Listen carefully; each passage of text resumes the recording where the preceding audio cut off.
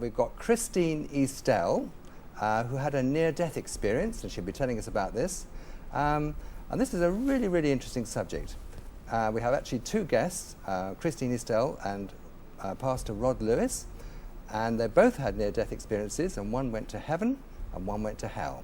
So I want you to introduce you straight away to my guest, who's been a good friend of mine for many, many years. Christine, welcome to the show. Thank you, Richard. It's very nice to have you on the show. And where have you come from today? I've come from Suffolk on the train, which actually was early, so I managed to get here in plenty of good time. Good. Now, we've been talking about this subject for some years, haven't we, Christine? Yes.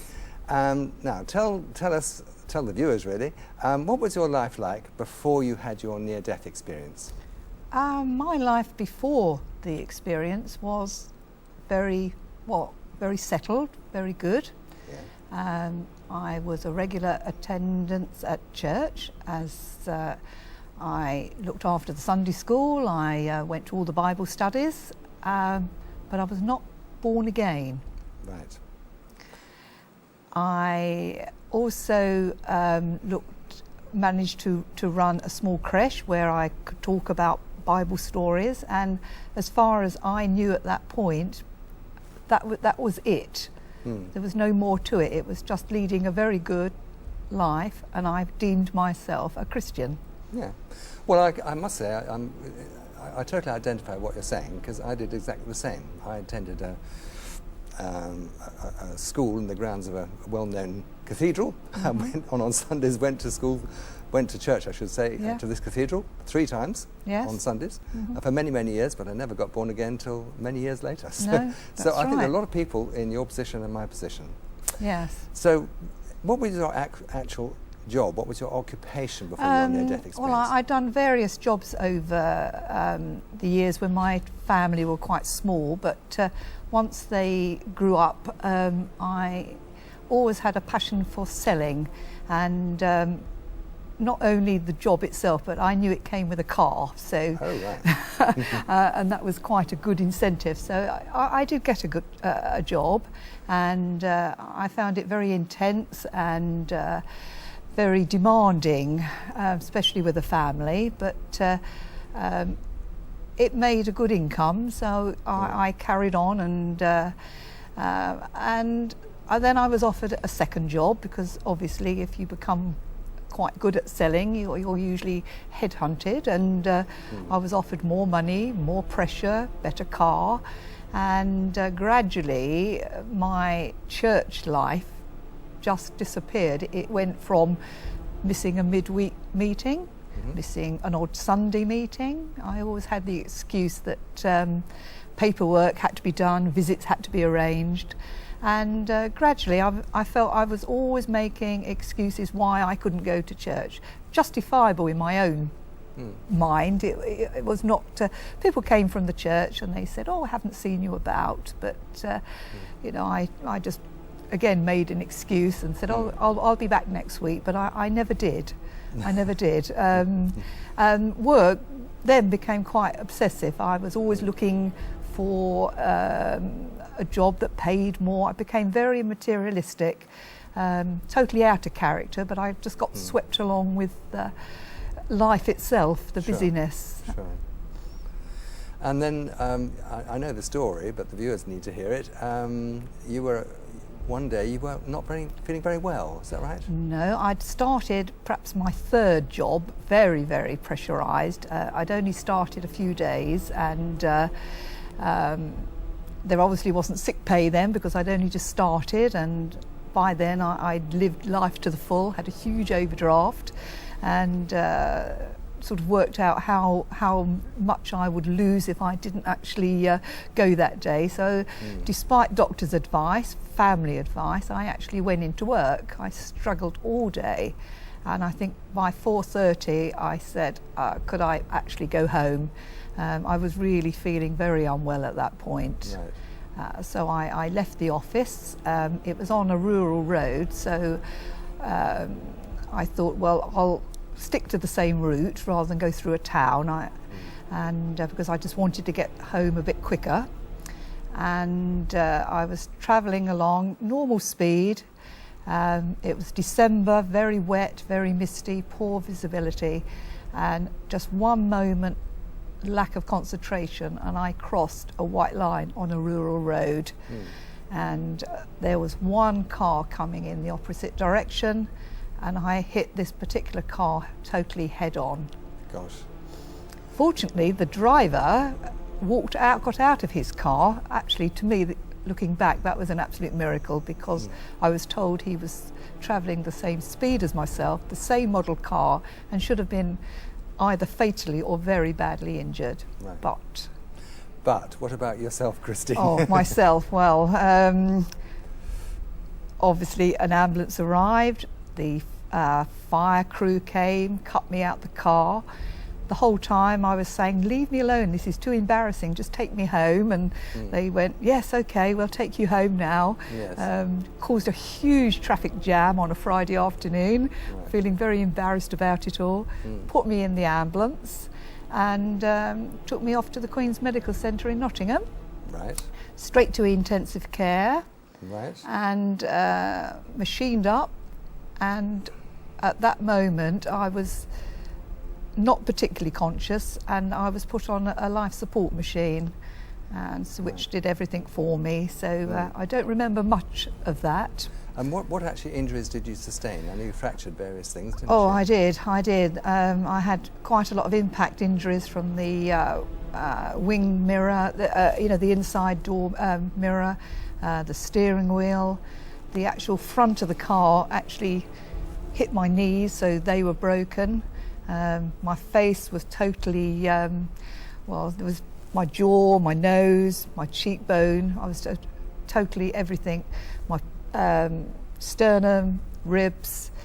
I think actually it's easier to say what was actually left intact than what wasn't. You were in real trouble. I was in real trouble, but the main injury, broken bones can be mended, but the main injury was the internal from the steering wheel. The steering wheel impacted your tummy, your abdomen. Yes, it did. And after 2 days of being in intensive care, I deteriorated further, which I'm obviously told because I had no recollection of this at all. Sure. And I had septicemia and went into septicemia shock. I had one cardiac arrest, which I was then resuscitated. I then had a second cardiac arrest, and that's really where my testimony begins. Well, so you were in a very, very serious and critical situation. I think they called the family in, haven't they? They called my family from Suffolk, that's where I live now. They called them in. They called my daughter from Scotland, who her company flew her down sort of very quickly, and the doctor just said, well, just sit there, because the level of septicemia your daughter has, we've never seen anyone recover from it, so obviously prepare yourself for the worst. And that's what they did. Dear. So it wasn't a very happy situation. No, it wasn't. No. Well, we're going to carry on with Christine's testimony in just a moment. We're going to take a look, do a little video. Just join us, don't go away, because this is the most important part of Christine's testimony. So, Christine, you were telling us how you were in septicemic shock, and you had a cardiac arrest. In fact, you had two, and then you died. Tell us what happened next. My spirit left my body, and it started to go down into a very deep, bottomless pit. It was very, very black. I'm often asked black, but it was something that was worse than black. I can't describe it because it's just not black to us. It is of this world, but and there was no sides, there was no back, front, top, bottom. It was just a black, bottomless pit. And I was travelling down this pit, and there were people everywhere, and they were walking around with such torment on their faces. Their shoulders were stooped, as though everything bad in the world was on their shoulders. It was the most dreadful experience. In fact, even reliving it, I can still feel that pain, that torture, torment. And I kept shutting my eyes, thinking, you're obviously dreaming. But no, I wasn't. Every time I opened it, it didn't change at all. It was still that intense despair. And I was quite hysterical at this point, and in the background I could feel not only the despair, but a deeper depth of despair and evil. And I looked up, and spiritually I knew I was in the presence of Satan. I knew I was given a glimpse of hell. It never left me, and that is what I know happened to me. I said, I'm a Christian, I've been to church, I've lived a good life, there's no way I should be here. I've done everything that I was supposed to do. But this voice said to me, when I tempted you with worldly things, with success, you chose that way. You stopped going to church. You stopped listening to where you should be, and you belong to me. At that point, I just got down on my knees and I pleaded for Jesus to rescue me, to take me out of that place. And well, I'm not sure what I was expecting. I just literally bowed down and asked for forgiveness. And at that point, I thought, there's nothing more I can do. I've asked to be forgiven. Nothing was in I couldn't do anything about it. And I just knelt there, just praying and praying. And Satan is a defeated enemy, and I know that Jesus heard my prayer. And in that instant, I was taken out of that place, and I was taken into God's presence. And that, in comparison to the despair, again, it still gives me goosebumps to think about it, the absolute pure love, joy, hope, peace. Jesus was in front of me, surrounded by a bright light that you couldn't actually look into his face. And I was very happy there, and I thought, this is where I want to be.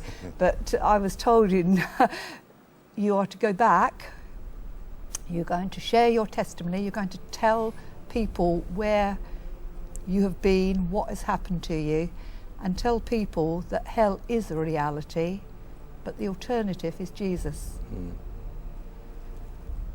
At that point, I looked down and I saw myself lying on the hospital bed. Emotion, what I call flying, but I just sort of went back into my body. My family were there, and within a month I was discharged home and totally well. I shouldn't actually be walking, but I'm absolutely fine. I've had no side effects whatsoever. I moved down to Suffolk from Nottingham to be near my parents. I got involved with a very small church. I spoke to the pastor's wife and sort of just told my testimony to her, and she prayed with me, and I was then born again. Wow, what a story.